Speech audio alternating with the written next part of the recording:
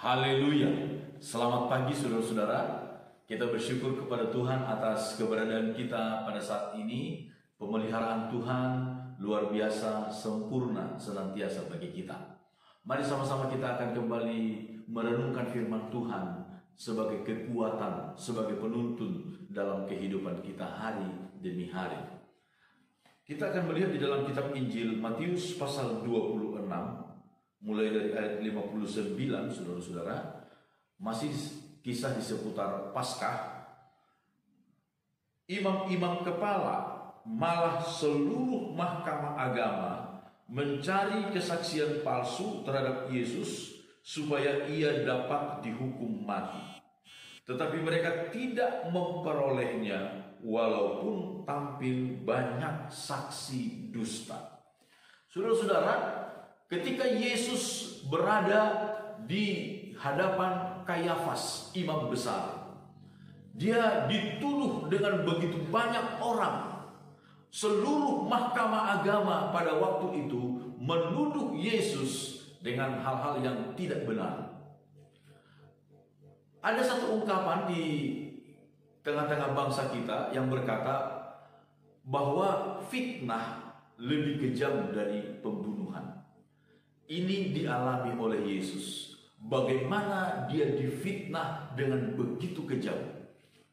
Bukan oleh orang biasa, tetapi oleh para pemimpin-pemimpin agama pada waktu itu.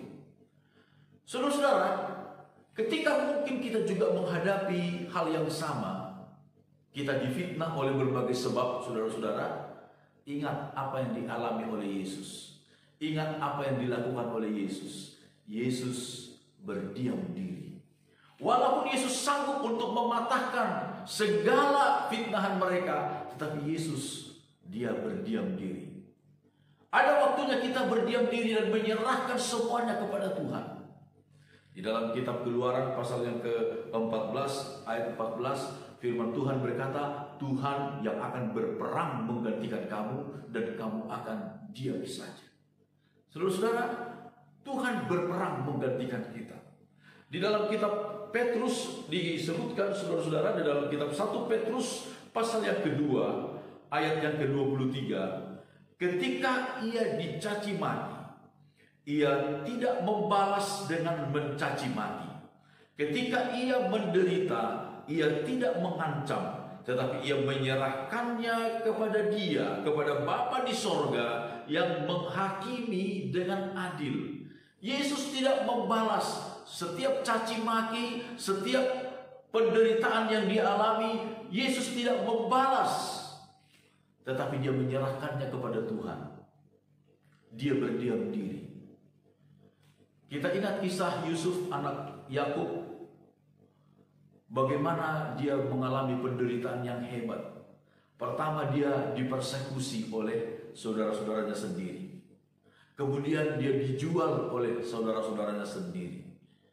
Sesudah itu dia juga difitnah di rumah Potifar. Kemudian juga dia dilupakan oleh orang-orang yang pernah dia bantu, saudara-saudara. Tetapi Yusuf menerima semuanya dengan berserah diri kepada Tuhan. Dan kita tahu bagaimana kisah akhir daripada kehidupan Yusuf. Dia diangkat oleh Tuhan. Diangkat oleh Tuhan. Firman Tuhan berkata dalam kitab 1 Petrus pasal yang ke-5 ayat yang ke-6. Karena itu, rendahkanlah dirimu di bawah tangan Tuhan yang kuat, supaya kamu ditinggikannya pada waktunya. Ketika kita menghadapi fitnah seperti yang dialami oleh Yesus, rendahkanlah dirimu di bawah tangan Tuhan yang Maha Kuasa. Berlindung di bawah tangan Tuhan yang Maha Kuasa. Maka kamu akan ditinggikan pada waktunya. Waktu Tuhan tidak pernah terlambat. Waktu Tuhan adalah waktu yang terbaik untuk saya dan saudara. Saudara, kita belajar dari Yesus.